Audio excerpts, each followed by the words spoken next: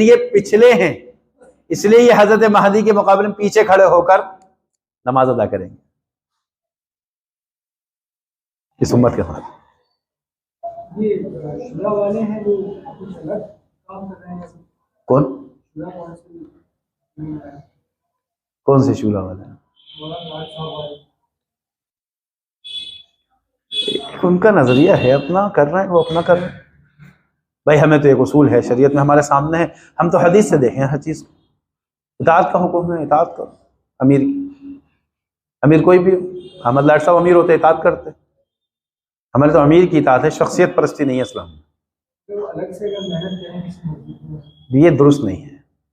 ایک مسجد میں 2 جماعتیں ہوں اچھی لگیں گی آپ کو؟ بستی میں اختلاف ہو جائے گا۔ ایک امام نماز پڑھا کے گیا، بڑی جماعت تیار تھی، اس کے ساتھ پورے بھر کر پڑھ گئے، دوسرے لوگ انتظار کر رہے ہیں، نہیں ہم ان کے پیچھے نہیں پڑھتے صاحب، ہم ان کو امام نہیں مانتے، وہ چلے جائیں، بستی والے قبول کریں گے، دوسری جماعت اس کے بعد فوراً ہو جائے، تو مسجد میں انتشار مچے گا۔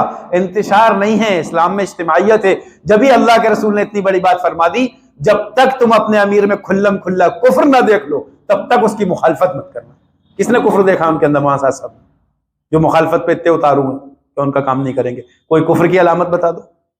1000 غلطیاں کریں، وہ بھی انسان ہیں، بیان میں کون غلطی نہیں کرتا؟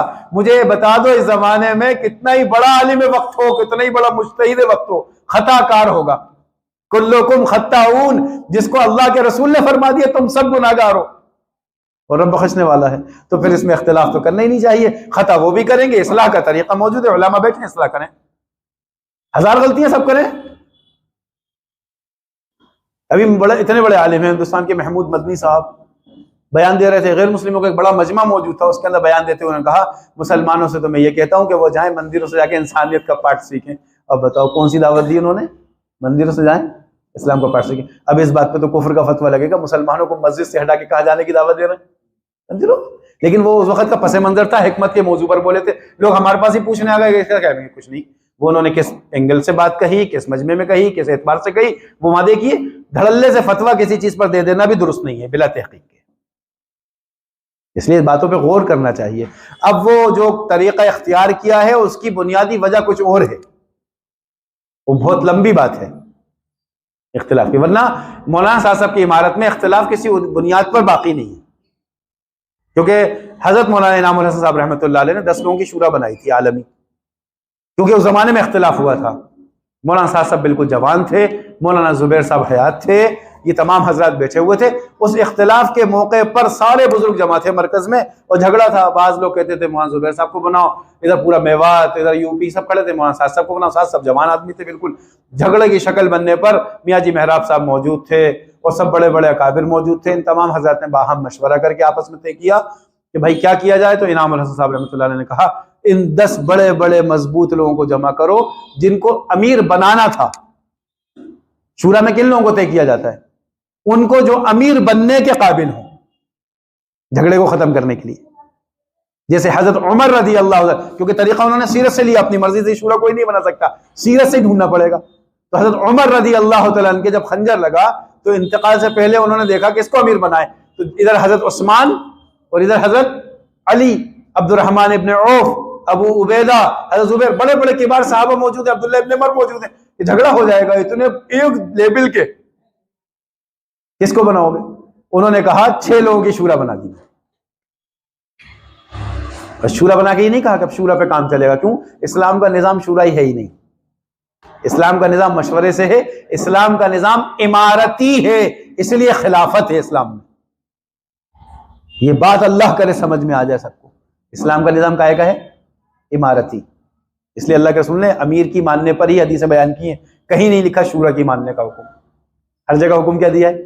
امیر کی مانو، اپنے امیر کی مانو، ہر حال میں مانتے رہنا، یہاں تک کہ اس میں کفر دیکھ لو تو چھوڑ دینا، کالا حبشی غلامی کیوں نہ ہو، ناک کان کٹے ہوئی کیوں نہ ہو۔ اتنی دلائل موجود ہے عمارت پہ، آدمی دیکھے غور کرے تو پھر کیا ہے، اپنی ذات جب مقابلے میں آتی ہے تو اختلاف ہوتا ہے۔ اصل اختلاف اس بات کا نہیں ہے، وجوہات بہت ساری ہیں۔ لہذا پھر حضرت عبد الرحمن ابن عوف رضی اللہ تعالیٰ نے اپنے آپ کو پیچھے کر لیا کہ 6 لوگوں میں سے ایک ہٹ گئے، کیا مشورہ کروں؟ تو باقی لوگ اور پیچھے ہٹ گئے، بچے 2 بڑے بڑے درجے کے، ایک طرف حضرت عثمان ان کے نکاح میں اللہ کے رسول کی 2 بیٹیاں ایک کے بعد ایک، درجہ بلند ہے. ایک طرف حضرت علی، ان کے نکاح میں ایک بیٹی حضرت فاطمہ، درجہ ان کا بھی بلند ہے. اب حضرت عبد الرحمن ابن عوف حکم بن گئے کہ میں اپنے آپ کو امیر ثابت نہیں کروں گا، میں پیچھے ہٹتا ہوں، میں فیصلہ کرتا ہوں بیچ میں بیٹھ کے. الگ گئے حضرت عثمان سے ملنے، کمرے میں جا کر ملاقات کی اور کہا اگر علی کو امیر بنا دیا جائے کیا کریں گے؟ کہا اطاعت کروں گا. مخلصین کا یہ عمل ہوتا ہے، کیا کروں گا؟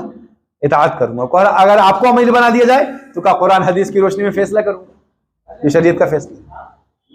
تو بس ٹھیک ہے، یہی پوچھنا تھا. مخالفت تو نہیں کریں گے نا؟ 2 جملے بولے، تیسرا جملہ نہیں بولا کہ مخالفت کروں گا. یا الٹا ہو رہا ہے، مخالفت کروں گا فلاں بیٹھ جائے گا. تو وہاں کیا کہا؟ وہ بیٹھیں گے تو اطاعت کروں گا، اور آپ کو بنا دیا گیا کہ شریعت کے حساب سے فیصلے کروں گا. پھر حضرت علی کے پاس گئے، ان سے پوچھا، انہوں نے بھی یہی کہا.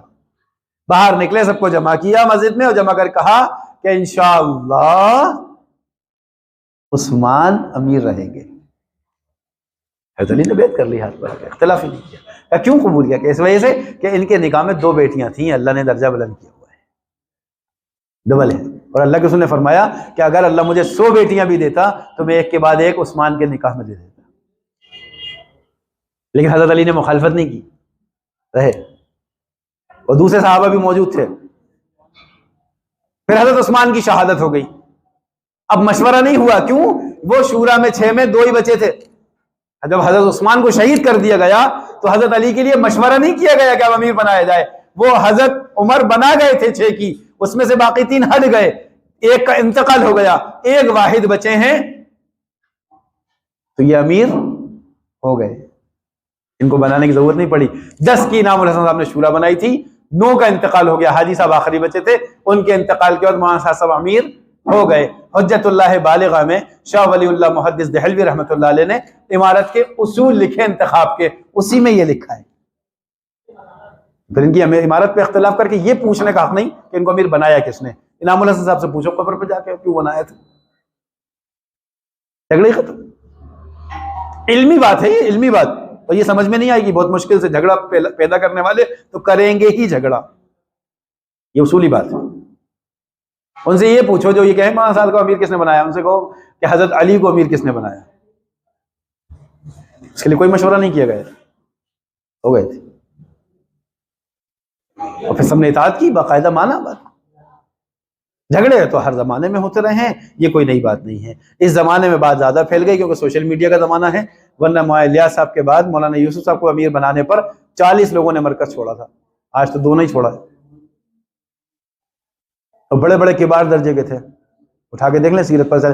قاری طیب صاحب رحمۃ اللہ علیہ کو دارالعلوم دیوبند کا محتمم بنانے پر بڑے بڑے علماء نے 20 لوگوں نے دیوبند چھوڑ دیا تھا. سوشل میڈیا پہ کوئی ہنگامہ نہیں ہوا آج تک، کیونکہ اس زمانے میں اتنا زبردست یہ ماحول نہیں تھا. اس زمانے میں بن گیا، ایک لاٹھی وہاں اٹھتی ہے، یہاں تک قدر مچ جاتا ہے یا سر ہی پھوٹ جاتے ہیں. بات کچھ ہوتی ہے، چلتی کچھ ہے.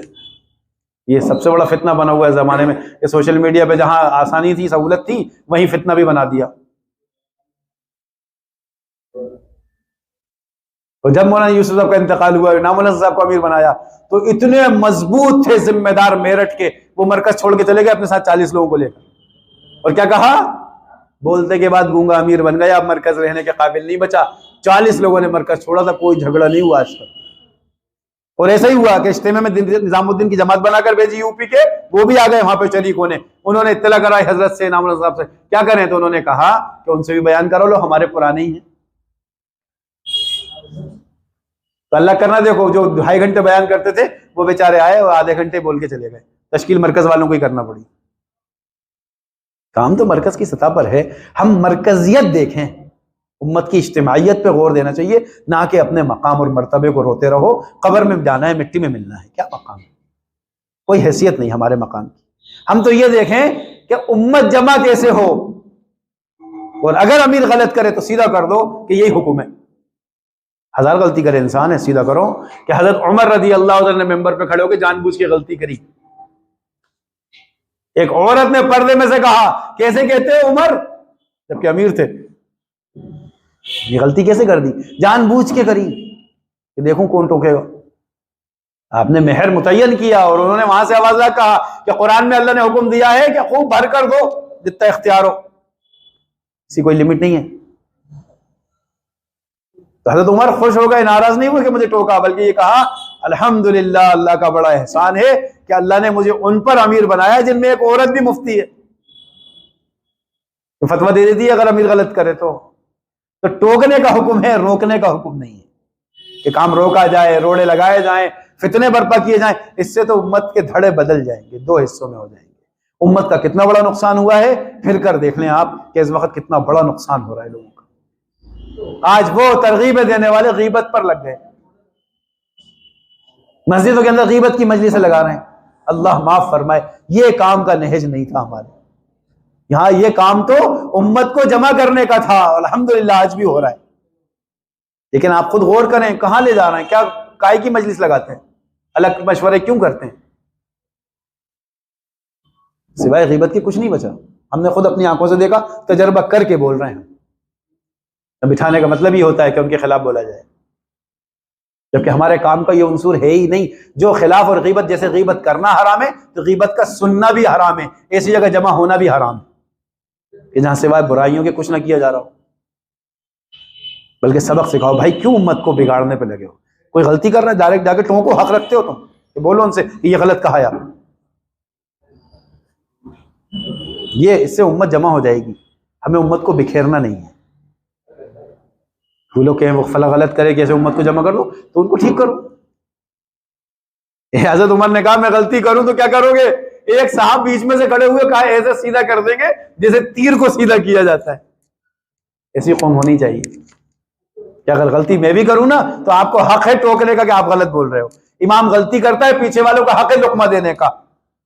یہ ہے اسلام کی خوبصورتی۔ اور امام یہ نہیں کہے گا لقمہ کس نے دیا، اس کی اتنی حیثیت کیسے ہو گئی، میں امام تھا۔ نہیں، حق نہیں ہے آپ کو، آپ غلط تھے تو قبول کریں۔ تو غلطی پر ٹوکا بھی جائے لیکن انتشار تھوڑی کریں گے کہ پیچھے والا لقمہ دے کہے امام تجھے آتا ہی نہیں پڑھا نا، دیکھ میں نے لقمہ دیا تجھے، تو یہ تو جھگڑا ہوگا مسجد میں، ادھر بھی سر پھوڑیں گے ادھر بھی پھوڑیں گے، یہ بات کہی تھوڑی جائے گی۔ امام قبول کرے، پیچھے والا کہے اللہ کا فضل ہے، اللہ نے مجھے قرآن تو یاد کرا رکھا ہے، اللہ کے رسول سے غلطی ہوئی نماز میں، صحابی نے پیچھے لقمہ دیا، تو سیرت سے ملتا ہے۔ اب یہ چیز جھگڑے کی ہے کہ صحابہ کھڑے ہو جائیں کہ جن پر قرآن نازل ہوا ہے تم انہیں کو لقمہ دے رہے ہو، ایسا تھوڑی ہے۔ غلطی کریں گے انسان، ہزار بار کریں، مولانا صاحب بھی انسان ہے، اور احمد لاٹ صاحب بھی، ابراہیم صاحب بھی، یہ بھی انسان ہے، سب غلطی کر سکتے ہیں۔ تو یہ نہیں کہہ سکتا کہ یہ غلط ہیں کہ وہ غلط ہیں، یہ اللہ ہی بہتر جانے۔ لیکن ہمیں مرکزیت دیکھنا ہے، اجتماعیت دیکھنا ہے، امت کو جمع کرنا ہے، بس دو دھڑے ہونے سے امت کو بچانا ہے انشاءاللہ۔ اور اللہ تعالیٰ ان کو سب کو جوڑ دے، یہ دعا کرتے رہنا چاہیے تاکہ امت میں سے انتشار ختم ہو جائے، اللہ کے امت جمع ہو جائے اجتماعیت سے۔ اس وقت ضرورت ہے امت مجتمع ہو، پورے عالم میں صحیح محنت ہو، اور اللہ کرے غیروں تک بھی یہ بات پہنچنے لگے۔ اب تو یہ بات اس سطح پر پہنچ گئی کہ مسلمان جمع ہو کر اسلام کی ترجمانی کریں سب کے سامنے۔ یہ خوبی تھی، لیکن شیطان کہاں برداشت کرتا ہے، شیطان نے بیچ میں رکھنا ڈال کے پھاڑ دیا۔ اس کام سے فائدہ عالمی سطح پہ ہو رہا تھا، ماشاءاللہ۔ ٹھیک ہے۔